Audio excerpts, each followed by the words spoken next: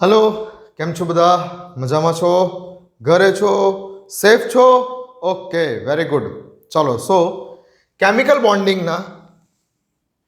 Bonding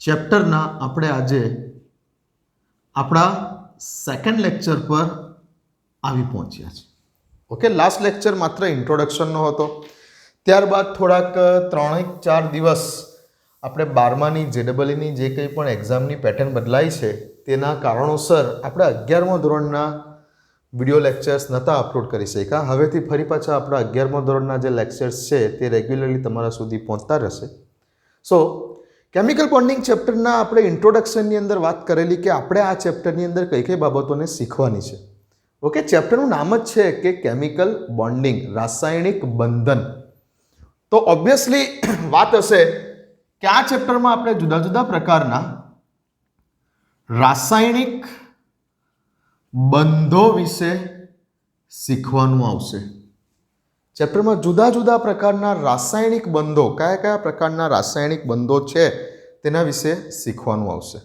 okay તો આ ચેપ્ટરમાં આપણે કયા કયા રાસાયણિક બંધો શીખવાના છે એનું આપણે વર્ગીકરણ કરીશું તો સૌથી પહેલાં આપણે રાસાયણિક જે બંધો શીખવાના છે તેનું આપણે વર્ગીકરણ કરીશું ક્લાસિફિકેશન ઓફ કેમિકલ બોન્ડ્સ મારી સાથે હેડિંગ આપતા જાઓ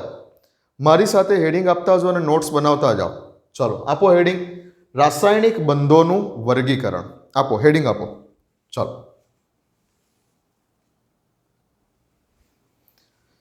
સો સૌથી પહેલા સવાલ એ થાય કે ભાઈ આ રાસાયણિક બંધ એટલે શું સૌથી પહેલી વાત કે રાસાયણિક બંધ શું છે રાસાયણિક બંધ એટલે કયા પ્રકારના રાસાયણિક બંધ એ બધી વાત પછી પહેલા તો રાસાયણિક બંધ એટલે શું તો જુદી જુદી રાસાયણિક સ્પીસીસમાં અમુક કેમિકલ કમ્પાઉન્ડ્સમાં સપોઝ કે કેમિકલ કમ્પાઉન્ડ તરીકે હું વાત કરી દઉં NaCl હવે આમાં જે રાસાયણિક બંધ હશે તેની વાત અત્યારે નથી કરવી NaCl કે પછી બીજો કોઈ કમ્પાઉન્ડ લખી દઉં કે મિથેન ગેસ તો આમાં સોડિયમના અને ક્લોરિનના જે આયનો છે અથવા આની અંદર કાર્બન અને હાઇડ્રોજનના જે પરમાણુઓ છે આ એક રાસાયણિક પદાર્થ છે તો રાસાયણિક પદાર્થમાં આ જે પરમાણુઓ છે અથવા તો જે આ આયનો છે અથવા તો અણુઓ વચ્ચે પણ જ્યારે કોઈ બંધ બનતો હોય ત્યારે કોઈ પણ રાસાયણિક સ્પીસીઝમાં અણુઓને કે પરમાણુઓને કે આયનોને એકબીજા સાથે જકડી રાખવા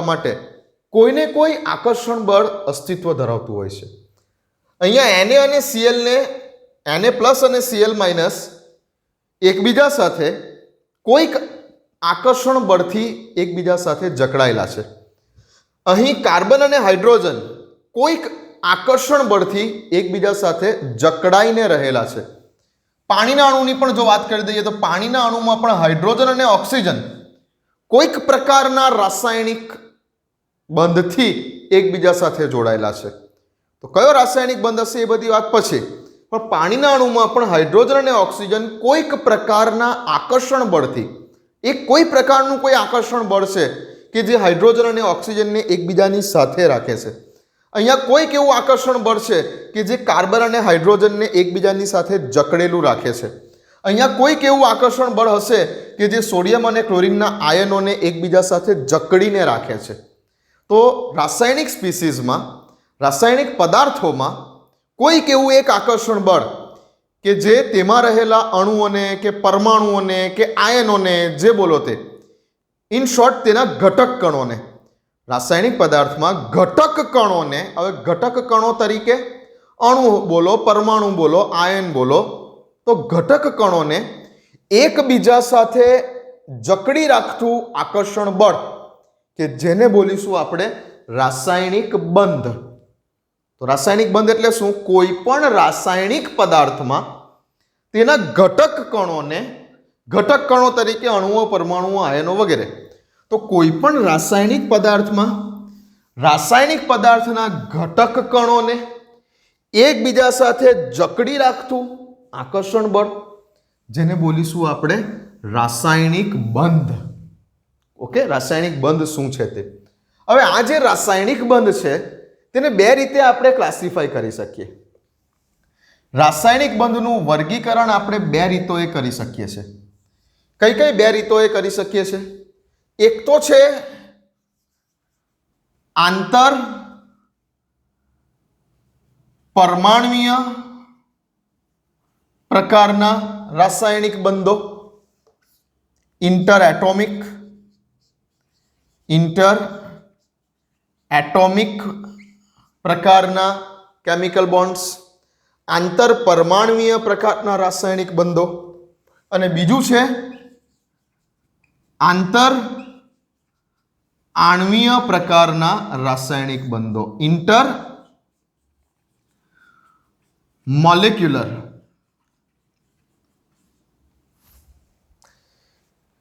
ઓકે, તો આંતર પરમાણ્વીય ઇન્ટર એટોમિક અને બીજું છે ઇન્ટર મોલેક્યુલર પ્રકારના રાસાયણિક બંધો. હવે જે આંતર પરમાણ્વીય પ્રકારના રાસાયણિક બંધો છે તેની જો વાત કરીએ તો એમાં આવશે આયનિક બંધ, ગુજરાતીમાં લખો આયનિક બંધ,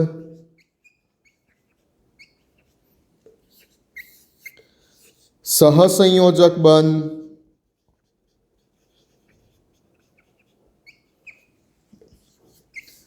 ધાત્વીય બંધ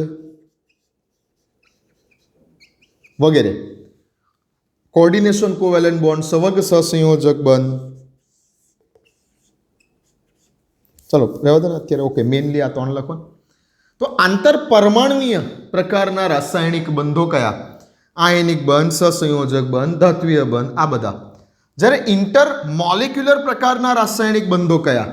તો તેમાં આવશે વાન્ડરવાલ્સ પ્રકારના, વાન્ડરવાલ્સ બંધ બોલી દઉં. ઓકે, વાન્ડરવાલ્સ પ્રકારના આકર્ષણ બળો જે આપણે દ્રવ્ય અવસ્થા ચેપ્ટરમાં શીખી ગયા, વિક્ષેપન બળ, દ્વિધ્રુવીય પ્રકારનું આકર્ષણ બળ, દ્વિધ્રુવીય પ્રેરિત દ્વિધ્રુવીય પ્રકારના આકર્ષણ બળો, ઇન શોર્ટ વાન્ડરવાલ્સ પ્રકારના આકર્ષણ બળો અથવા વાન્ડરવાલ્સ બંધ. અને બીજું બોલી શકો તમે અહીંયા ખાસ અગત્યનું ઉદાહરણ હાઇડ્રોજન બંધ. હાઇડ્રોજન બંધ આ નિર્બળ પ્રકારના છે. આ જે બધા છે એ નિર્બળ પ્રકારના છે અને આ જે બધા છે તે પ્રબળ પ્રકારના છે. આ પ્રબળ પ્રકારના આકર્ષણ બળો છે, આ નિર્બળ પ્રકારના આકર્ષણ બળો છે. આ પ્રકારના આકર્ષણ બળો પરમાણુઓ વચ્ચે બનશે, પરમાણુઓ વચ્ચે બનશે અને પરમાણુઓ વચ્ચે બનીને અણુ બનાવશે. આ પ્રકારના આકર્ષણ બળોમાં એટમ એટલે પરમાણુ, એટમ વચ્ચે બનશે. આ પ્રકારના બંધો એટમ અને એટમની વચ્ચે બનશે અને એટમ વચ્ચે આ પ્રકારના બંધો બનવાને કારણે મોલેક્યુલ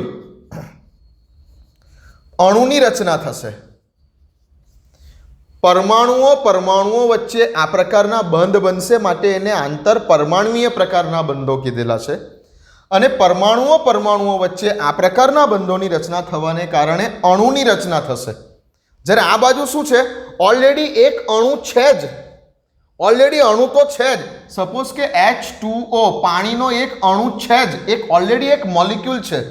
એક મોલિક્યુલ બીજા મોલિક્યુલ સાથે, પાણીનો એક અણુ પાણીના બીજા અણુ સાથે કયા પ્રકારના બંધથી જોડાયેલો હશે તો તેની વાત આપણે કરવાની છે. આંતર આણ્વીય અણુઓ વચ્ચે, મોલિક્યુલ વચ્ચે પ્રવર્તતા આકર્ષણ બળો. આંતર આણ્વીય શબ્દ બરાબર જુઓ, આંતર આણ્વીય અણુઓ વચ્ચે પ્રવર્તતા આકર્ષણ બળો. જ્યારે અહીંયા એટમ પરમાણુઓ વચ્ચે પ્રવર્તતા આકર્ષણ બળો. તો પરમાણુઓ વચ્ચે પ્રવર્તતા આકર્ષણ બળો જેને બોલીશું આંતર પરમાણ્વીય ઇન્ટર એટોમિક પ્રકારના કેમિકલ બોન્ડ્સ, જે આ બધા એના નામો લખેલા છે. જ્યારે અહીંયા છે મોલિક્યુલ વચ્ચે, અણુઓ વચ્ચે પ્રવર્તતા આકર્ષણ બળો અથવા અણુઓ વચ્ચે પ્રવર્તતા રાસાયણિક બંધો. તો જેમાં આ બધા બે લખેલા છે અહીંયા, વાન્ડરવાલ્સ ફોર્સીસ અને હાઇડ્રોજન બોન્ડિંગ, તેનો સમાવેશ થશે. તો સમજી ગયા પહેલાં તો વર્ગીકરણ ક્લાસિફિકેશનથી આપણે બિલકુલ ટુ ધ પોઈન્ટ ચાલીએ છીએ. અત્યારે બુકને આમ સાઈડ પર મૂકી દેજો અને નોટ્સ મારી રીતે બનાવજો. કેટલાક વિદ્યાર્થીઓને અત્યારે જે છે તે મારી પાસે મુલાકાત કરવા માટે પણ આવે છે અને તમે બધા જ મને મળવા આવી શકો છો. You all are welcome. તમે જ્યારે ચાહો ત્યારે તમે જ્યારે ધારો ત્યારે મને મળવા આવી શકો છો, પણ મુલાકાતનો જે સમય છે તે નક્કી કરવા માટે મને એટલીસ્ટ એક ફોન કરીને આવવું. મને એક ફોન કરીને તમારે આવવું. તમે જ્યારે ધારો ત્યારે મને મળવા આવી શકો છો, બટ મને ખાલી એક કોલ કરીને આવવું. કેટલાક વિદ્યાર્થીઓને અત્યારે કન્ફ્યુઝન છે કે સાહેબ આપણે કંઈક રીડિંગ મટીરિયલ્સ કયું લઈએ, વાંચવાનું મટીરિયલ શું લઈએ, બજારમાંથી શું પરચેસ કરીએ. દરેક માહિતી માટે તમે મને મળવા માટે આવી શકો છો. અને મેં તમને વચ્ચે પણ કીધું છે કે ભાઈ સિલેબસના અત્યારે કોઈ ઠેકાણા છે નથી. અત્યારે તમે માર્કેટમાંથી કોઈ પણ મટીરિયલ ઉઠાવશો, તેની અંદર 100% સિલેબસ કવર થયેલો હશે. ઓકે, અને એની જે લેંગ્વેજ છે, એ મટીરિયલની જે રીડિંગ વાંચવાની જે લેંગ્વેજ છે એ તમને સમજ નથી પડવાની. તો બેટર છે કે મારી સાથે નોટ બનાવો. હું જેટલું કરાવું છું મારી સાથે નોટ બનાવી રાખો. આ નોટ એ જ તમારું મટીરિયલ. જે હું તમને આ વિડીયો લેક્ચરમાં લખાવી રહેલો છું, જે વિડીયો લેક્ચરમાં કરાવી રહેલો છું, એટલી નોટ બનાવતા રહો. અને બુકની અંદરથી કોઈ વસ્તુ લખવાની આવશે તો હું તમને બુકની અંદર પેજ નંબર કહેતો જ રહું છું. બીજું અધૂરામાં પૂરું, તમારી પાસે કુમાર પ્રકાશનની મોબાઈલ એપ્લિકેશન છે જે સદંતર ફ્રી છે, તો એનો પણ રેફરન્સ તરીકે ઉપયોગ કરી શકો છો. તો કોઈ મટીરિયલ માર્કેટમાંથી લેવાની જરૂર નથી ભાઈ. ઓકે, ચાલો. સો કેમિકલ બોન્ડિંગમાં આપણે સ્ટાર્ટ કર્યું. રાસાયણિક બંધ એટલે શું? ફરી એકવાર, જો નોટ બનાવતા હોય તો અત્યારે તમારે મારી સાથે હું જે બોલું છું તેમાં રાસાયણિક બંધ એટલે શું લખી દેવું જોઈએ. રાસાયણિક બંધ એટલે શું? તો કે કોઈ પણ રાસાયણિક પદાર્થમાં તેના જે ઘટક કણો છે, ઘટક કણો તરીકે શું હોઈ શકે? અણુઓ હોઈ શકે, પરમાણુઓ હોઈ શકે કે આયનો હોઈ શકે. તો કોઈ પણ રાસાયણિક પદાર્થમાં તેના જે કંઈ પણ ઘટક કણો છે, આ ઘટક કણોને એકબીજા સાથે જકડી રાખતું આકર્ષણ બળ, કે જેને બોલીશું આપણે રાસાયણિક બંધ સાદી ભાષામાં. હવે રાસાયણિક બંધોનું વર્ગીકરણ બુકમાં જોશો તો આ નહીં મળે. એટલે મારી રીતે નોટ્સ બનાવો, કેમ કે હું તમને ટુ ધ પોઈન્ટ, એકદમ સીધું ટુ ધ પોઈન્ટ તમને ટોપિકને કવર કરીને આપીશ. ઠીક છે? તો રાસાયણિક બંધોનું વર્ગીકરણ, એમાં બે પ્રકારે વર્ગીકરણ આપણે કર્યા. આંતર પરમાણ્વીય પ્રકારના રાસાયણિક બંધો. હવે આંતર પરમાણ્વીય પ્રકારના રાસાયણિક બંધો એટલે કે જે પરમાણુ વચ્ચે બને, પરમાણુઓ વચ્ચે બને અને એક અણુ બનાવે. તો જેમાં આ બધા બંધોનો સમાવેશ થાય: આયનિક બંધ, સહસંયોજક બંધ, મેટાલિક બોન્ડ વગેરે. જ્યારે બીજા વર્ગીકરણમાં એવું આંતર આણ્વીય પ્રકારના રાસાયણિક બંધો. હવે આંતર આણ્વીય પ્રકારના જે રાસાયણિક બંધો છે તે અણુઓ વચ્ચે બને. ઓલરેડી અણુ છે જ. આંતર આણ્વીય, અણુ વચ્ચે બનતા રાસાયણિક બંધો, જેમાં આ બે ઉદાહરણ લખી દેવાના છે. ઓકે, પૂરું કરો.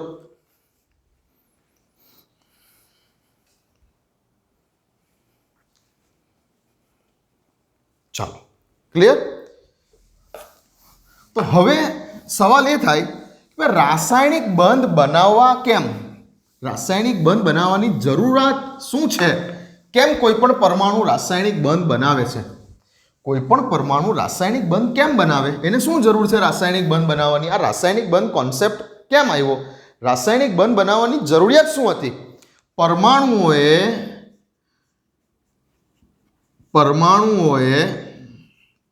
આવર્ત કોષ્ટકમાં તો કેટલા બધા પરમાણુઓ છે તમે જોયું? પિરિયોડિક ટેબલ આપણું ચેપ્ટર નંબર 3 આપણે જોયું. હા, તો ચેપ્ટર નંબર 3 માં S block element, P block element, D block element, F block element, S વિભાગ, P વિભાગ, D વિભાગ, F વિભાગ, આવર્ત કોષ્ટકમાં તત્વોનું વર્ગીકરણ 4 વિભાગોમાં કરેલા છે. તો જે કંઈ પણ પરમાણુઓ છે એ પરમાણુઓ, કેટલા બધા પરમાણુઓ છે આવર્ત કોષ્ટકમાં, કેટલા બધા તત્વોના પરમાણુઓ છે. તો પરમાણુઓએ રાસાયણિક બંધ બનાવવાની એવી શું જરૂર પડી? પરમાણુઓએ રાસાયણિક બંધ બનાવવાની શું જરૂર હતી ભાઈ? પરમાણુઓએ કેમ રાસાયણિક બંધ બનાવવાની જરૂર પડી? તો એનો જવાબ છે સ્થાયીતા માટે.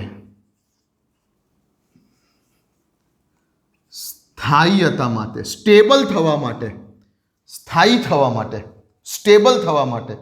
હવે આવર્ત કોષ્ટકમાં જે આપણો સમૂહ 18 છે, હવે ધીમે ધીમે ચેપ્ટર શરૂઆત થવા જઈ રહેલું છે.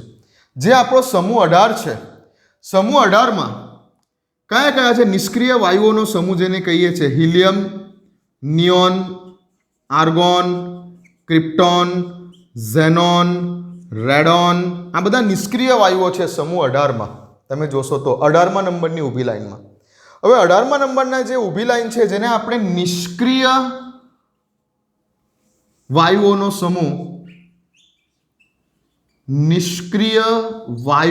સમૂહ તરીકે ઓળખીએ છીએ. ઇનર્ટ ગેસીસ, નિષ્ક્રિય વાયુઓનો સમૂહ, ખૂબ જ સ્ટેબલ, તેઓની ઇલેક્ટ્રોન રચના ખૂબ જ સ્ટેબલ છે, ખૂબ જ સ્થાયી ઇલેક્ટ્રોન રચના ધરાવે છે. તો આવર્ત કોષ્ટકનું બીજું કોઈ પણ તત્વના પરમાણુઓ હંમેશા સ્ટેબિલિટી તરફ જવાનો પ્રયાસ કરે. હવે સ્ટેબલ થવા માટે તે હંમેશા શું પ્રયાસ કરે કે પોતાની ઇલેક્ટ્રોન રચના જે છે એ કોઈને કોઈ રીતે કોના જેવી થઈ જાય તો કે નિષ્ક્રિય વાયુઓ જેવી થઈ જાય. તેઓ બધા જ તત્વના પરમાણુઓ આ ટ્રાયમાં હોય. બધા જ તત્વના પરમાણુઓ આ જ ટ્રાયમાં છે. આવર્ત કોષ્ટકમાં જે કંઈ પણ તત્વો તમે જોઈ રહેલા છો, જે કોઈ પણ તત્વના પરમાણુઓ જોઈ રહેલા છો, બધાને અંદરથી તો એવું જ છે કે અમે કોઈને કોઈ રીતે કોના જેવા બની જઈએ. દરેક તત્વના પરમાણુને એવું છે કે અમે કોઈને કોઈ રીતે કોના જેવા બની જઈએ, અમે નિષ્ક્રિય વાયુ જેવા બની જઈએ. નિષ્ક્રિય વાયુ જેવા બની જઈએ એટલે મસ્ત સ્ટેબિલિટી આવી જાય આપણી અંદર, આપણે મસ્ત જીવનમાં સ્થાયી થઈ જઈએ, મસ્ત સ્ટેબિલિટી મળી જાય આપણને. તો આવર્ત કોષ્ટકના દરેક તત્વના પરમાણુને એમ છે કે કોઈને કોઈ રીતે અમે નિષ્ક્રિય વાયુઓ જેવા બની જઈએ. હવે નિષ્ક્રિય વાયુ જેવા બની જઈએ એટલે સ્ટેબિલિટી મળી જાય. તો આ સ્ટેબિલિટીને સમજાવવા માટે, રાસાયણિક બંધનના કોન્સેપ્ટને સ્ટેબિલિટીથી સમજાવવા માટે હવે પ્રયાસ શરૂ થાય છે. કોસેલ અને લુઈસ નામના સાયન્ટિસ્ટે શું પ્રયાસ કર્યો અને કઈ રીતે તેઓને સ્ટેબિલિટી સમજાવી તેની વાત કરીએ. કોસેલ અને લુઈસે શું કર્યું, કઈ રીતે તેની સ્ટેબિલિટી સમજાવી. તો કોસેલ અને લુઈસે પરમાણુએ રાસાયણિક બંધ બનાવવાની શું જરૂર હતી તો કે ભાઈ સ્થિરતા પ્રાપ્ત કરવા માટે, કોઈ પણ પરમાણુ પોતે સ્ટેબલ થવા માટે રાસાયણિક બંધ બનવા તરફ આગળ વધે છે. હવે આ સ્થિરતા કઈ રીતે પ્રાપ્ત થાય છે, કઈ રીતે સ્થિરતા પ્રાપ્ત થાય છે, આ સ્થિરતાને સમજાવવા માટે કોસેલ અને લુઈસ નામના વૈજ્ઞાનિકે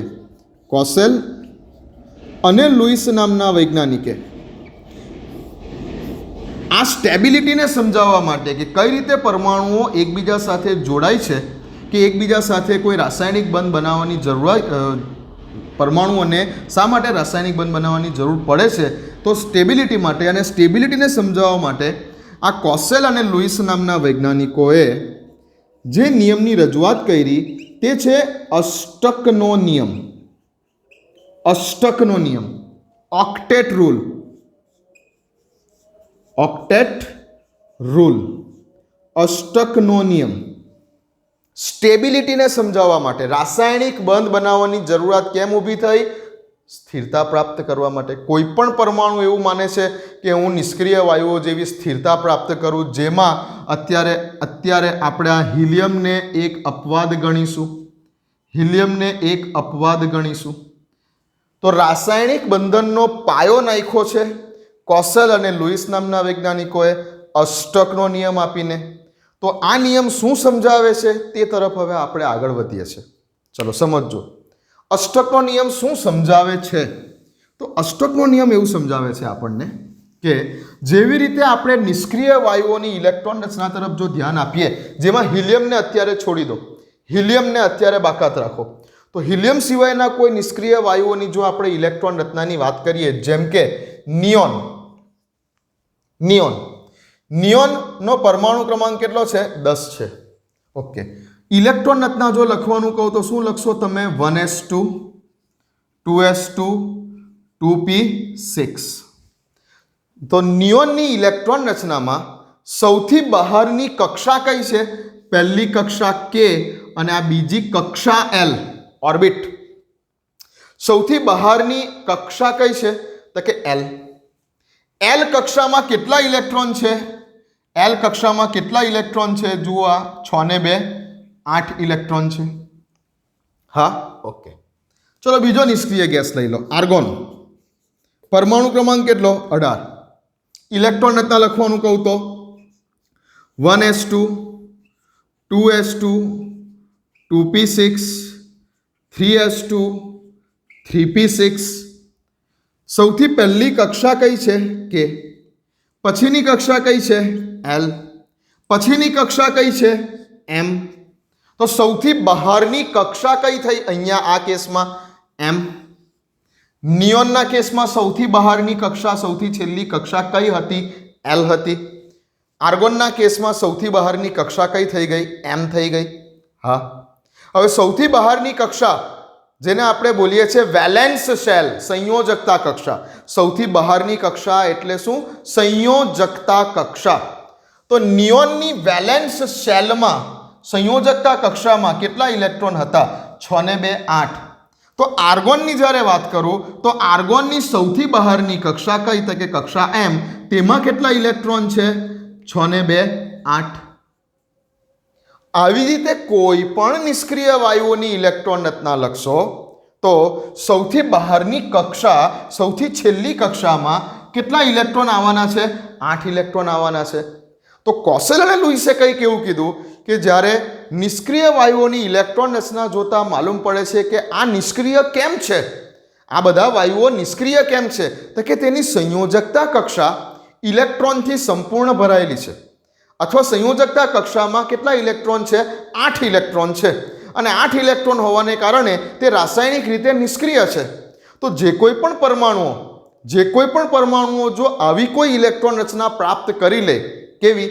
નિષ્ક્રિય વાયુઓ જેવી, કે તેઓની સંયોજકતા કક્ષામાં કેટલા ઇલેક્ટ્રોન આવી જાય? કોઈ પણ રીતે 8 ઇલેક્ટ્રોન જો આવી જાય તો તેઓ પણ નિષ્ક્રિય વાયુઓની જેમ પોતે સ્ટેબલ બની શકે છે.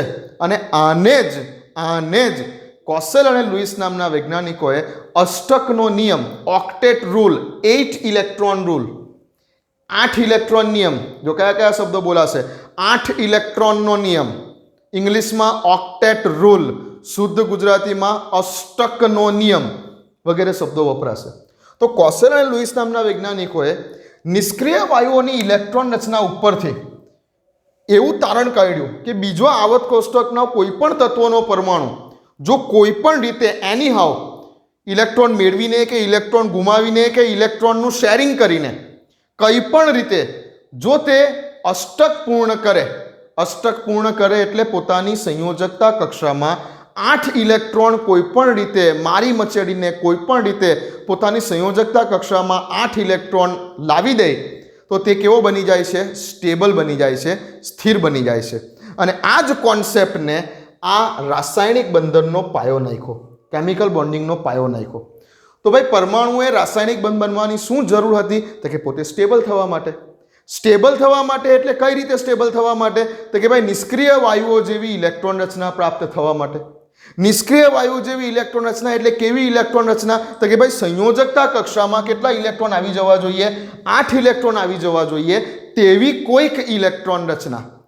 હવે કંઈ પણ રીતે, હા, ક્યાં જો ઇલેક્ટ્રોન મેળવીને, ક્યાં ઇલેક્ટ્રોન ગુમાવીને અથવા તો શેરિંગ કરીને કોઈ પણ રીતે જો કોઈ પરમાણુ પોતાની સંયોજકતા કક્ષામાં 8 ઇલેક્ટ્રોન લાવી દે તો તે સ્ટેબલ થઈ જાય છે. કોના જેવો સ્ટેબલ થઈ જાય છે? નિષ્ક્રિય વાયુઓ જેવો કંઈક સ્ટેબિલિટી તેને મળી જાય છે. અને જેથી જ પરમાણુએ રાસાયણિક બંધ બનાવવાની જરૂરિયાત ઊભી થઈ. ઓકે, આને લુઈસે કંઈક બીજી રીતે સમજાવેલું છે. તો લુઈસે આ ટોપિકને કઈ રીતે સમજાવેલો છે? જૂનવાણી ખ્યાલ છે, પણ સમજી લો આ ખ્યાલને કે લુઈસે શું સમજાવેલું છે. તો લુઈસે સમજાવ્યું, ફરીથી આપણે આ નિયોનની વાત કરીએ. નિયોનનો પરમાણુ ક્રમાંક 10 છે. નિયોન કેમ સ્ટેબલ છે તેની વાત કરું છું. તો નિયોનની ઇલેક્ટ્રોન રચના 1s2, 2s2 અને 2p6. પહેલી કક્ષા K, છેલ્લી કક્ષા L. છેલ્લી કક્ષાની અંદર 6 ને 2 8 ઇલેક્ટ્રોન છે. હવે નિયોન કે આર્ગોન, નિયોન અથવા આર્ગોનના કોન્સેપ્ટથી વધારે સમજ પડશે. ચાલો ફરીથી argon 1s2, 2s2, 2p6, 3s2, 3p6.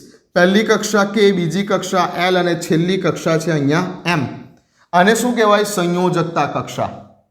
સૌથી છેલ્લી કક્ષા, સૌથી બહારની કક્ષા કે જેમાં 8 ઇલેક્ટ્રોન છે. હવે શું કીધું કે લુઈસે એક એવો કોન્સેપ્ટ આપ્યો, લુઈસે એક સમઘનનો કોન્સેપ્ટ આપ્યો છે. લુઈસે એક સમઘનનો કોન્સેપ્ટ આપ્યો. ઓકે, શું છે? તો કે ભાઈ એક સમઘન વિચારો, એક આ સમઘનને તમે વિચારો માઇન્ડમાં, એક ચોરસ ક્યુબ વિચારો.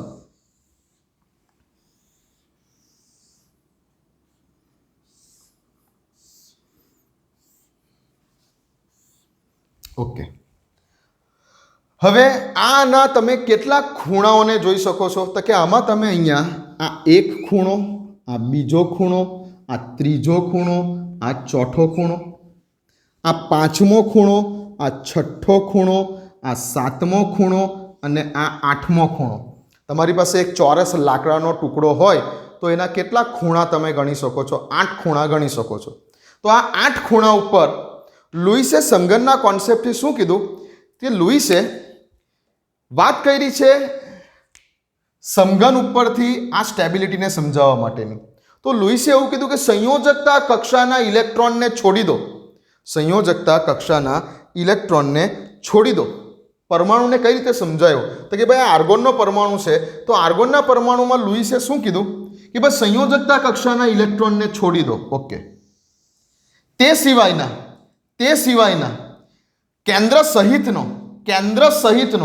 કેન્દ્ર સહિતનો જે ભાગ છે પરમાણુનો, આર્ગોનના પરમાણુની જો વાત કરીએ તો આર્ગોનના પરમાણુમાં માત્ર સંયોજકતા કક્ષાના ઇલેક્ટ્રોનને છોડી દો.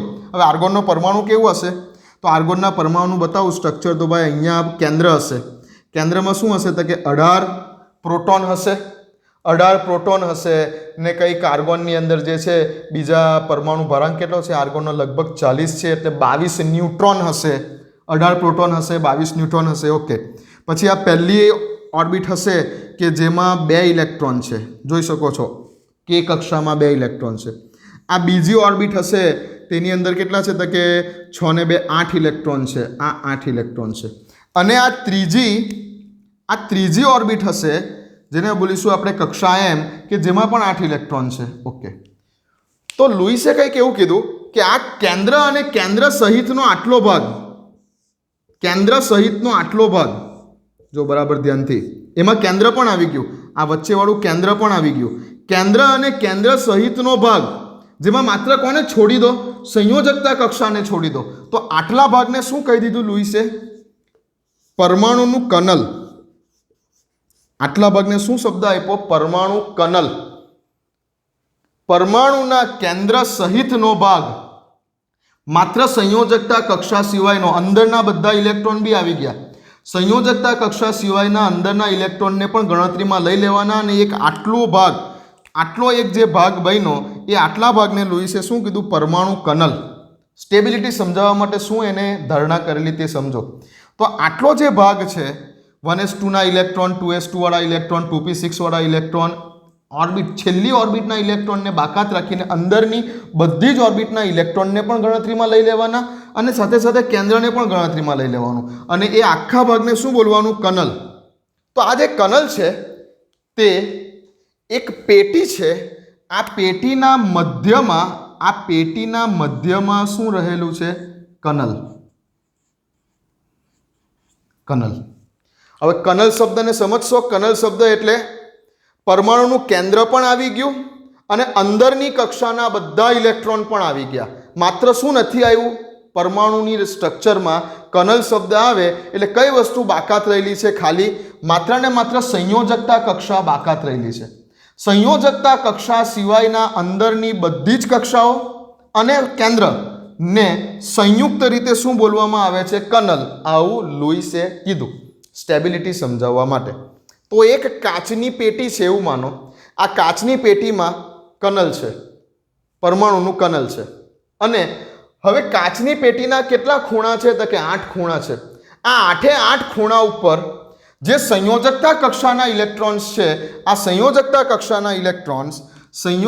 કક્ષાના ઇલેક્ટ્રોન્સ આ 8 ખૂણામાં જ્યારે ગોઠવાયેલા હશે તો જ આ જે પેટી છે આ પેટી સ્થિર ઊભી રહેશે. કોઈ એક ખૂણા ઉપરથી પણ જો ઇલેક્ટ્રોન ગાયબ હશે, કોઈ એક ખૂણા પરથી ઇલેક્ટ્રોન ગેરહાજર હશે તો શું થઈ જશે? પેટી અલગ થશે, પેટી હૈલા કરશે. પેટી સ્થિર ક્યારે ઊભી રહેશે?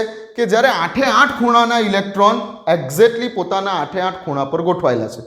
તો પેટીના 8 ખૂણા પર જો ઇલેક્ટ્રોન છે તો જ આ પેટી સ્ટેબલ ઊભી રહેશે. કોઈ એક ખૂણા પરથી પણ ઇલેક્ટ્રોન ચાલ્યો ગયો તો પેટી કેવી બની જશે? અલગ ડલ્લક, એટલે કે અનસ્ટેબલ બની જશે. તો સ્ટેબિલિટી સમજાવવા માટે આ એક જૂનવાણી વિચાર હતો. કોનો? લુઈસનો. ક્લિયર? ઓકે. તો ક્યારે આ પેટી સ્ટેબલ બની શકે છે? જ્યારે આ પેટીના 8 ખૂણા ઉપર 8 ઇલેક્ટ્રોન છે. તો હવે નિષ્ક્રિય વાયુઓની ઇલેક્ટ્રોન રચના જોતા દરેક નિષ્ક્રિય વાયુઓમાં સંયોજકતા કક્ષામાં 8 ઇલેક્ટ્રોન છે. હવે સંયોજકતા કક્ષામાં જો 8 ઇલેક્ટ્રોન છે એટલે પેટીના 8 ખૂણા પર ઇલેક્ટ્રોન ગોઠવાયેલા છે એટલે પેટી એકદમ સ્ટેબલ છે. જો કોઈ એક જગ્યા પરથી પણ ઇલેક્ટ્રોન ચાલ્યો જતે તો આ પેટી અનસ્ટેબલ બની જતે, ઊભી ના રહેતે. ઊભી રહેતે પણ આમ અલગ ડલ્લગ થયા કરતે. ટેબલના પાયા જોયા છે ને, થોડા ઊંચા નીચા હોય તો ટેબલ સ્થિર નથી રહેતું, એવું છે આ. ક્લિયર વાત? તો લુઈસે કંઈક આવી પેટીની રચનાથી સમજાવેલું હતું. પરમાણુ કનલ શબ્દને સમજી લેજો, આગળ જતા પણ કામ લાગશે. પરમાણુ કનલ શબ્દ એટલે પરમાણુના કેન્દ્ર સહિતનો અને સંયોજકતા કક્ષા સિવાયનો. પરમાણુ કનલ એટલે શું? પરમાણુના કેન્દ્ર સહિતનો અને સંયોજકતા કક્ષા સિવાયનો ભાગ. આખા પરમાણુનો એવો ભાગ કે જેમાં સંયોજકતા કક્ષાના ઇલેક્ટ્રોન નથી આવતા તેવો આખો ભાગ, પરમાણુ કેન્દ્ર સહિતનો એવો આખો ભાગ કે જેને પરમાણુનું કનલ કહેવાય છે. ક્લિયર વાત આટલી? ઓકે. તો ફરી આપણે વાત એ જ કરીએ છીએ કે લુઈસે આ રીતે કંઈક સ્ટેબિલિટી સમજાવેલી હતી. ક્લિયર? પેટીના સ્વરૂપે. તો હવે હું પૂછું તમને કે આ બધા નિષ્ક્રિય વાયુઓ તો સ્ટેબલ છે, પણ હું તમને એવું પૂછું કે ભાઈ સોડિયમનો પરમાણુ સ્ટેબલ છે? સોડિયમનો પરમાણુ સ્ટેબલ છે? આપણે એ વાત કરીએ. ચાલો, સોડિયમનો પરમાણુ સ્ટેબલ છે? એને પરમાણુ ક્રમાંક કેટલો? 11. ઇલેક્ટ્રોન રત્ન બોલો તો. 1s2, 2s2, 2p6, 3s1. આ સોડિયમના પરમાણુની ઇલેક્ટ્રોન રચના થઈ. હા, તો સોડિયમના પરમાણુએ રાસાયણિક બંધ બનવાની જરૂર છે. જો આર્ગોનની વાત કરીએ તો આર્ગોનના પરમાણુએ કોઈ રાસાયણિક બંધ બનાવવાની જરૂરત નથી. કેમ? કેમ કે તેની પેટી સ્ટેબલ છે. નિયોનના પરમાણુએ કોઈ રાસાયણિક બંધ બનાવવાની જરૂરત નથી. કેમ? તેની પેટી સ્ટેબલ છે યાર. બરાબર? હવે સોડિયમનો પરમાણુ શું સ્ટેબલ છે કે તેને રાસાયણિક બંધ બનાવવાની જરૂરિયાત છે? તો ધ્યાન આપો. પહેલી કક્ષા કઈ? તો કે કે. બીજી કક્ષા કઈ? તો કે એલ. ત્રીજી કક્ષા કઈ? તો કે એમ. સૌથી છેલ્લી કક્ષા કઈ? તો કે એમ. આ સૌથી છેલ્લી કક્ષા અને બોલીશું આપણે સંયોજકતા કક્ષા.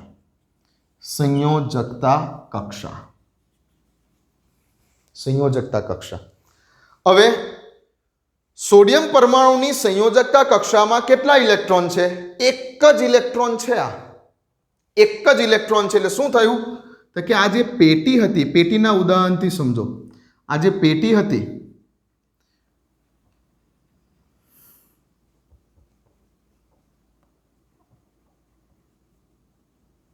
પેટીના જે 8 ખૂણા હતા, લુઈસે એવું કીધેલું કે ક્યારે સ્ટેબલ હોઈ શકે, કોઈ પણ પરમાણુ ક્યારે સ્ટેબલ હોઈ શકે? તો કે જ્યારે તેને આ પેટી સ્વરૂપે રજૂ કરીએ તો પેટીના 8 ખૂણાઓ ઉપર એક ઇલેક્ટ્રોન આવી જાય તો આ પેટી સ્ટેબલ બની જાય, એટલે પરમાણુ સ્ટેબલ બની જાય.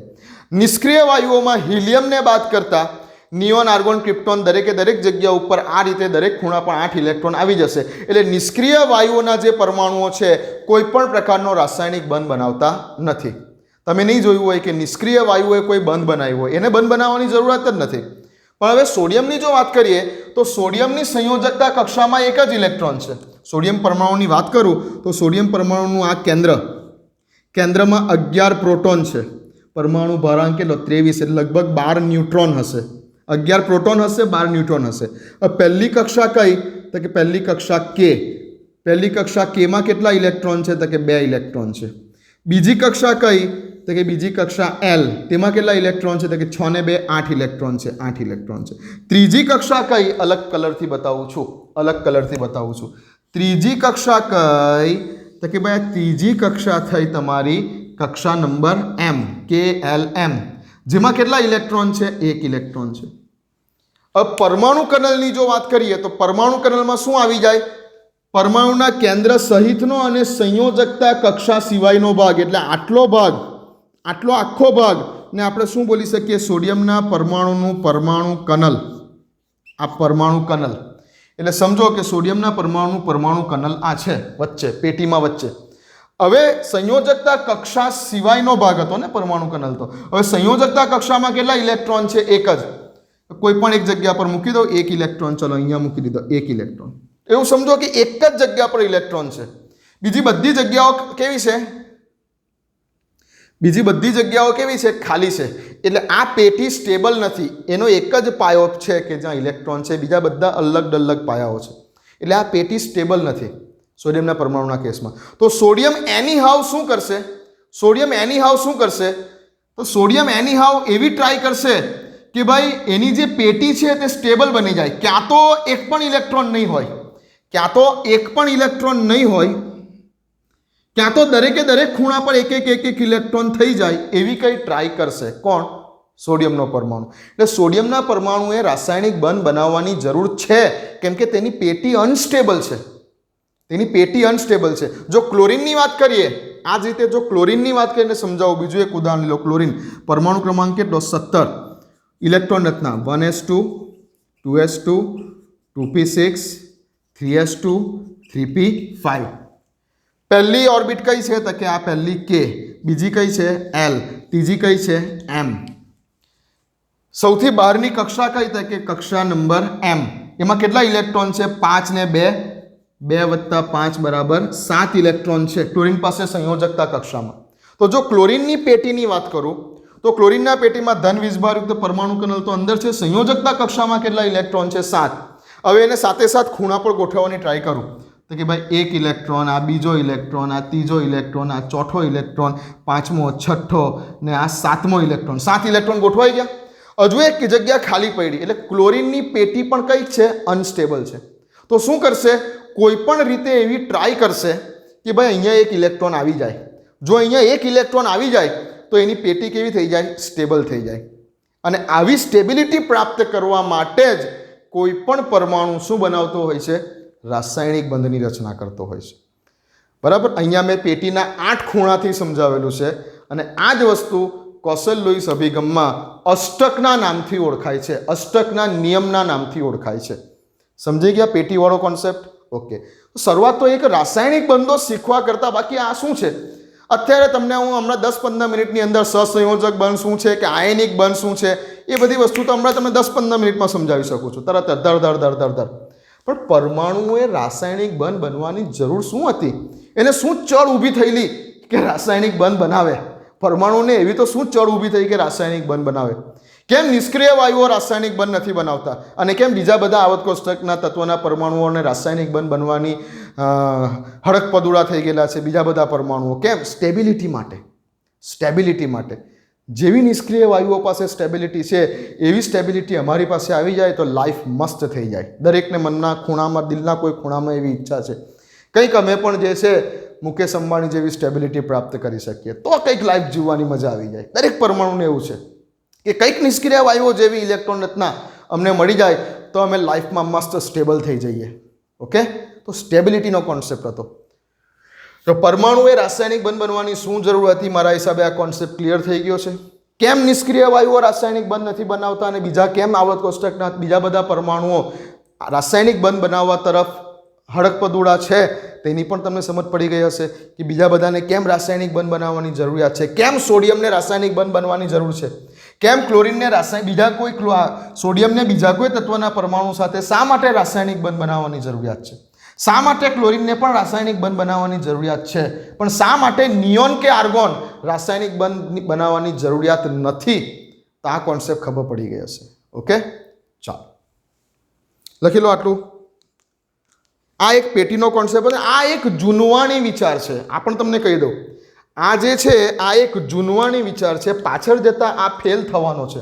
આ જે અષ્ટકનો નિયમ અત્યારે હું હવે બોર્ડ ઉપર જે લખીશ તે અષ્ટકનો નિયમ લખીશ. કોસેલ અને લુઈસે લગભગ 1916ની અંદર જે છે કોસેલ અને લુઈસે, બંને સાયન્ટિસ્ટોના નામ છે કોસેલ અને લુઈસ.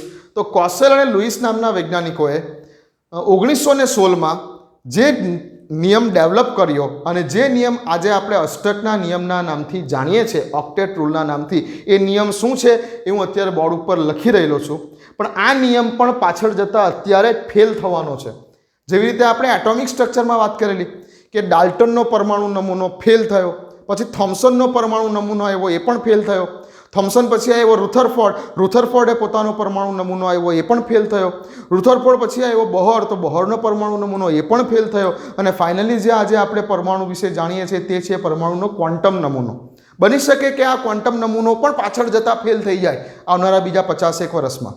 બરાબર, આજે આપણે જે જાણીએ છીએ તે ક્વોન્ટમ નમૂનો જાણીએ છીએ. એ જ રીતે સૌથી પહેલાં રાસાયણિક બંધન અંગે સમજાવવાની શરૂઆત કોસેલ અને લુઈસ નામના સાયન્ટિસ્ટોએ કરેલી હતી. અને તે પૈકી સૌથી પહેલો નિયમ આપેલો હતો રાસાયણિક બંધન અંગેનો અષ્ટકનો નિયમ. અને હવે આ અષ્ટકનો નિયમ શું છે તેની વાત આપણે હવે કરી રહેલા છે. આના પછી હું બોર્ડ ઉપર લખું છું. ચાલો,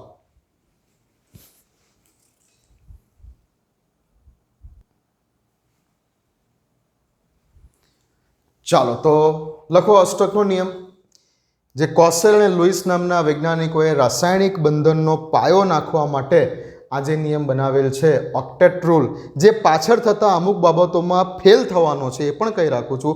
અમુક જગ્યા ઉપર આ લાગુ નહીં પડે, પણ મોસ્ટ પ્રોબેબલી ઘણી બધી વસ્તુઓને આપણે આ નિયમથી સમજી શકીએ છીએ. લખો અષ્ટકનો નિયમ.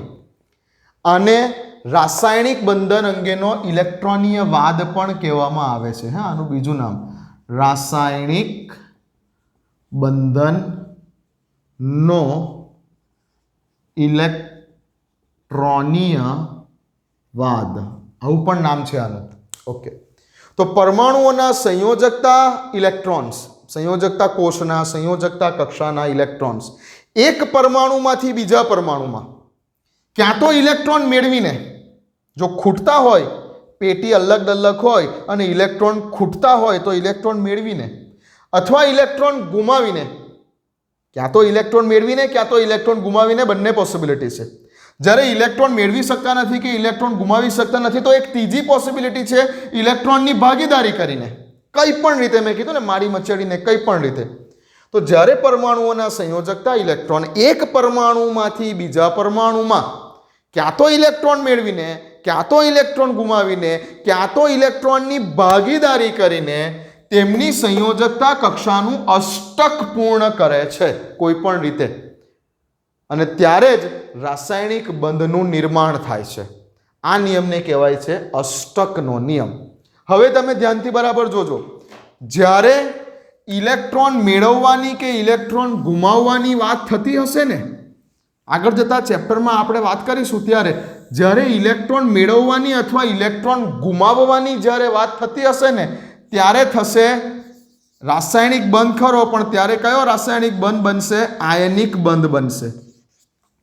આ ડાયરેક્ટ આયનિક બંધ ઉપર કૂદકો મારી દેવો એ યોગ્ય નથી. તો જ્યારે અષ્ટક રચના પૂર્ણ કરવા માટે ઇલેક્ટ્રોન મેળવવાની કે ઇલેક્ટ્રોન ગુમાવવાની જ્યારે વાત થતી હશે ત્યારે આયનિક બંધની રચના થશે.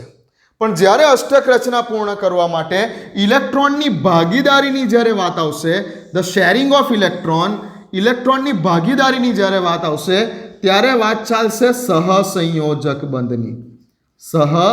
સહસંયોજક બંધની વાત ચાલશે. મેઇન વસ્તુ છે અષ્ટક રચના પૂર્ણ કરવી. હવે આ અષ્ટક રચના પૂર્ણ કરવા માટે જો ઇલેક્ટ્રોન મેળવવાની કે ઇલેક્ટ્રોન ગુમાવવાની વાત ચાલતી હોય એક પરમાણુથી બીજા પરમાણુ તરફ, તો આયનિક બંધની વાત કરવાની. અને જો અષ્ટક રચના પૂર્ણ કરવા માટે ઇલેક્ટ્રોનની ભાગીદારીની વાત થતી હોય બે પરમાણુઓ વચ્ચે કે બે કરતાં વધારે પરમાણુઓ વચ્ચે, ઇલેક્ટ્રોનની ભાગીદારીની જ્યારે વાત થતી હોય ત્યારે સહસંયોજક બંધ પિક્ચરમાં આવશે. તો આ છે અષ્ટકનો નિયમ કે જે નાખે છે આપણો કેમિકલ બોન્ડિંગ ચેપ્ટરનો પાયો, કે જે રજૂ કરનાર વૈજ્ઞાનિકો હતા કોસેલ અને લુઈસ. તો મારા હિસાબે સમજી ગયા હશો. આજે ચેપ્ટરની શરૂઆત થઈ ગઈ છે. હવે નેક્સ્ટ લેક્ચરની અંદર તમને શીખવાડવું છે ખાસ લુઈસ સંજ્ઞા, લુઈસ ડોટ સ્ટ્રક્ચર તમને સમજાવવું છે. લુઈસ સંજ્ઞા, અને આ લુઈસ સંજ્ઞાથી તમને ફરીથી આ અષ્ટકનો નિયમ સમજાવીશ. પણ આ લુઈસ સંજ્ઞા એવી છે કે કોઈ પણ પરમાણુને કે કોઈ પણ રાસાયણિક સૂત્ર, કોઈ પણ પરમાણુ કે કંઈ પણ રાસાયણિક સૂત્ર તમને લખેલું આપેલું હોય તેની લુઈસ સંજ્ઞા, જેને આપણે બોલીશું લુઈસ ડોટ સ્ટ્રક્ચર, તે સમજવું ખૂબ જરૂરી છે કે જે તમને આગળ જતાં ઘણી બધી જગ્યા ઉપર કામ લાગવાનું છે. આ વસ્તુને બરાબર સમજજો. આજે જે થોડી ઘણી જે વાત કરી એ કોન્સેપ્ટ ડેવલપ કરવા માટે, ચેપ્ટરની ફિલિંગ્સ લાવવા માટેની વાત કરી કે ભાઈ એકચ્યુઅલી ભલે આપણે શીખતા હોઈએ રાસાયણિક બંધન ચેપ્ટર, પણ પરમાણુઓએ રાસાયણિક બંધ બનાવવાની જરૂરિયાત શું હતી? કેમ પરમાણુઓ રાસાયણિક બંધ બનાવે છે? કેમ નિષ્ક્રિય વાયુઓ રાસાયણિક બંધ નથી બનાવતા અને નિષ્ક્રિય વાયુઓ સિવાયના બીજા બધા જ તત્વોના પરમાણુઓ રાસાયણિક બંધ કેમ બનાવે છે? જેની પાછળનું કારણ હતું, મુખ્ય કારણ સ્ટેબિલિટી, સ્થિરતા. નિષ્ક્રિય વાયુઓ જેવી સ્થિરતા પ્રાપ્ત કરવા માટે. નિષ્ક્રિય વાયુઓ કેમ સ્થિર છે? તેમનું અષ્ટક પૂર્ણ છે, તેમની સંયોજકતા કક્ષાનું અષ્ટક પૂર્ણ છે. કયા એક નિષ્ક્રિય વાયુને બાદ કરીને? હિલિયમને બાદ કરતા. એમાં હિલિયમ અપવાદરૂપ છે. હિલિયમને બાદ કરતા દરેક નિષ્ક્રિય વાયુઓની ઇલેક્ટ્રોન રચના જોતા માલુમ પડે છે કે તેમની સંયોજકતા કક્ષાનું અષ્ટક પૂર્ણ છે અને માટે જ તે નિષ્ક્રિય છે અને માટે જ તે કોઈપણ પ્રકારનો રાસાયણિક બંધ બનાવતા નથી.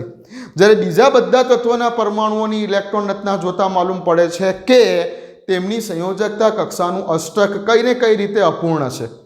તો તેઓ આ અષ્ટક રચના પૂર્ણ કરવા માંગે છે. કેમ? કેમ કે તેમને સ્ટેબલ થવું છે અને આવી અષ્ટક રચના પૂર્ણ કરવા માટે ક્યાં તો તે ઇલેક્ટ્રોન મેળવી શકે છે, ક્યાં તો તે ઇલેક્ટ્રોન ગુમાવી શકે છે, ક્યાં તો તે ઇલેક્ટ્રોનની ભાગીદારી કરી શકે છે અને ગમે તે રીતે તેના સંયોજકતા કક્ષાનું અષ્ટક પૂર્ણ કરવા માટે તે વિચારે છે. અને ત્યારે જ નિર્માણ થાય છે રાસાયણિક બંધોનું. જ્યારે ઇલેક્ટ્રોન મેળવવાની કે ગુમાવવાની વાત ચાલતી હશે ત્યારે આયનિક બંધનું નિર્માણ થશે. જ્યારે ઇલેક્ટ્રોનની ભાગીદારીની વાત ચાલતી હશે ત્યારે સહસંયોજક બંધનું નિર્માણ થશે. ક્લિયર વાત આટલી? તો અટકાવીએ છીએ આજે અહીંયા.